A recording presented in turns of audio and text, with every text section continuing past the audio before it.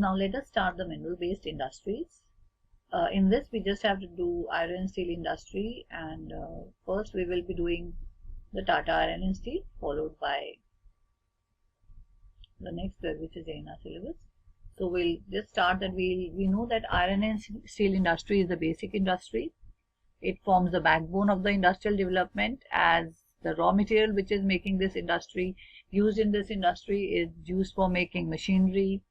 It is also used in defense equipments, railways, bridges, dams, automobiles. So basically it is giving products to every industry. Therefore it is known as the basic industry of a country.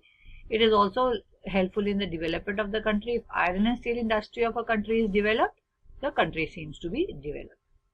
We all know that the art of making steel is an ancient art, right? The famous pillars of Delhi, they were made up of iron, date back long time back in the Gupta period, right? The first attempt to produce iron and steel was in 1830, and it was done in Tamil Nadu, but the mill closed in 1866. Then the first unit that started making pig iron was at Kulti, and it was named as the Bengal Iron Works Company.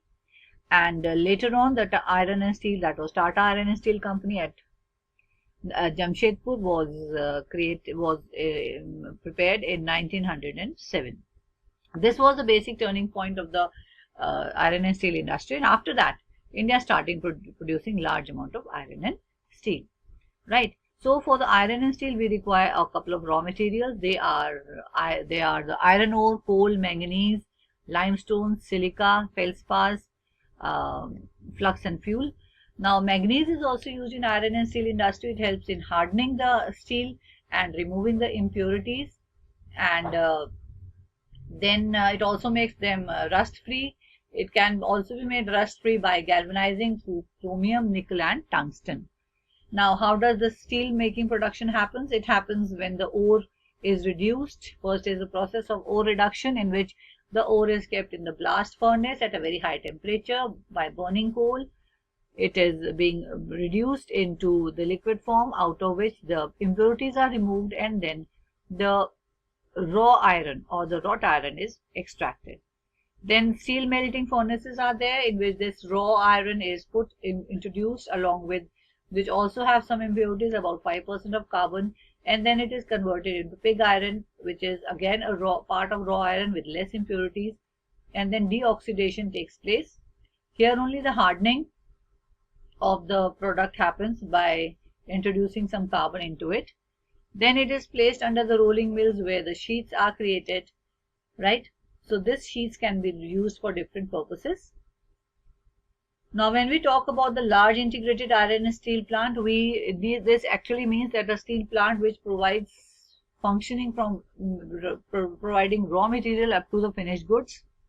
So under this integrated steel plant basically means it is having all the things, processing and products made under one roof. While mini steel plants are basically steel plants which are small in number, and they are having electric furnace. They basically use the iron scrap as a raw material rather than extracting iron from the iron ore. When we talk about the major steel plants in India, the first major steel plant is the Tata Iron and Steel Plant. It is the Tata Iron and Steel Company. It is one of the largest manufacturing plant in Asia, and it is now at Jamshedpur. It is also the oldest steel plant. It was established by Jamshedji Tata in 1907, and the production started in 1911.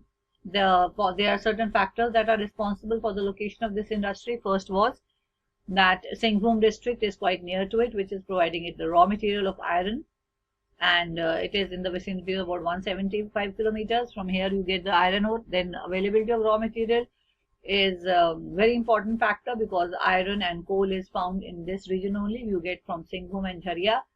Both the places provide them the raw material, right?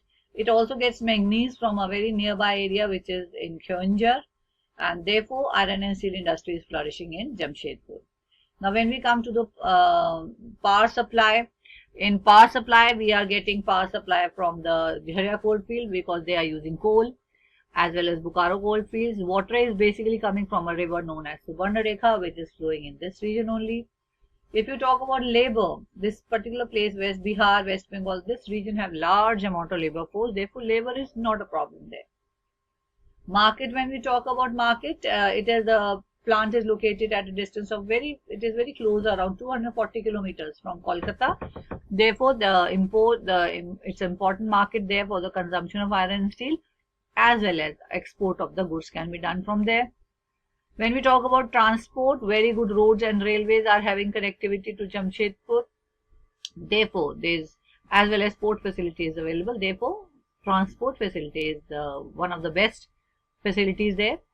When we come to the products that are made in Tata Iron and Steel industry are high grade carbon steel, and it is used in structural fittings. We also have tin plates, which we have acid steel, and it is used for making railway wheels, axles, bars, rods, sheets, etc. And it is also producing a special alloy steel, which is also known as a bulletproof armor plate. Now, this bulletproof armor plate is used for making bulletproof vehicles as well as bulletproof jackets. Okay, now let me share the syllabus with you so that you know that what else is there in the syllabus. So I'm just opening up. Here is the manufacturing industry. So we have Tata Iron and Steel, and we have Rourkela Steel, along with petrochemicals and electronics. So let me come to the Rourkela Steel plant. I'll just come to the Rourkela Steel plant so that I explain you about the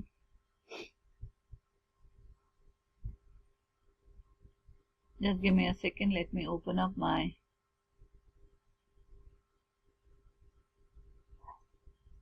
content.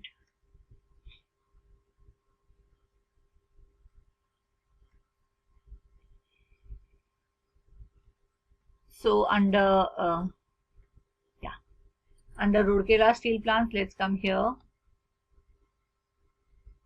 Let's move further. Children, in the map work, we have already done the map work about Singhbhum Jharia, so that will be coming, and Digboi oil field and all will be coming. So no map work from this. So when we talk about the Rourkela Steel plant, it is this steel plant is another important steel plant which is in collaboration with German firm which was responsible for the production. So it is located in the confluence of the rivers, and it is in the Sundargarh district of Odisha. The raw material which is used is again in the close proximity from Sundargarh and Keonjhar districts of Odisha. We are getting raw material like manganese, we are getting coal from Jharkhand, we are getting limestone again from Odisha itself. Therefore, the raw material is in close proximity. As far as power supply is concerned, we are getting power supply from Jharkhand, which is providing coal and electricity from Korba. Electricity is coming from Hirakud project. When we come to water supply, we have the rivers which are flowing nearby, and we are getting water also from Mahanadi. Transport facility well developed. This region is well developed, and it is having roads and rail facilities which are providing raw material and finished goods to the market. Labor, Bihar, Odisha, Jharkhand are the prominent places from where we get labor. The important thing is the products. What are they producing? They are producing hot rolled sheets, and they are producing cold rolled sheets, galvanized sheets. They are also producing large quantities of byproducts which are used in the manufacture of fertilizers, as well as various chemicals are produced. So this was about the Rourkela Steel plant. Let us come to the petrochemical industry which is there. Coming to the petrochemical industry, in iron steel we just have these two. Then we have the petrochemical industry.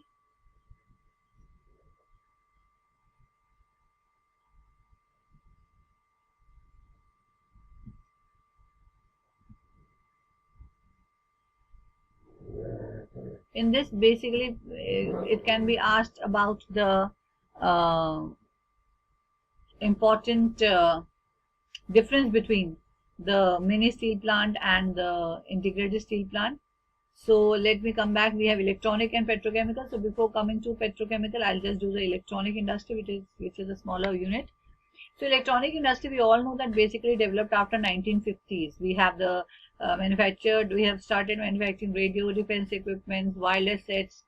Nowadays we have all the digital systems like computer system, software is in great demand nowadays.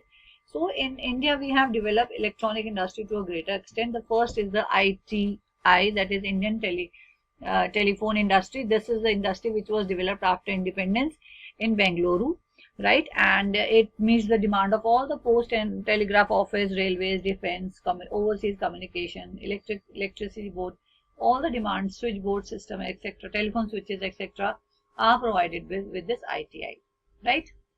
It has got 7 manufacturing units in India, 2 are in Bangalore, 1 is in Naini, and therefore it is distributed throughout the country. Next is the Electronic Corporation of India, which is ECIL, and it's established in Hyderabad 1970. It is having a well-equipped laboratory, and it is basically a modular system for the nuclear application, and it is used in medicine, medical, agricultural, and industrial fields. Right, then we have the Bharat Electronic Limited, BEL, and it is a public sector in Bengaluru, and it is basically fulfilling the requirements of defense and catering the needs of All India Radio along with the meteorological department to find out the climatic conditions. Radars and fire control system is also getting help from this. Then we have the space technology, which is one of the most important technology in the recent time. We have also got a remote sensing agency as well as space technology, and this in Bengaluru. These are the major areas of development in which we have made a landmark, and we have also not only launched a number of satellites, we are also first in launching so many satellites in one particular day. So this was about the space technology. You can read a bit further and ask me the doubts.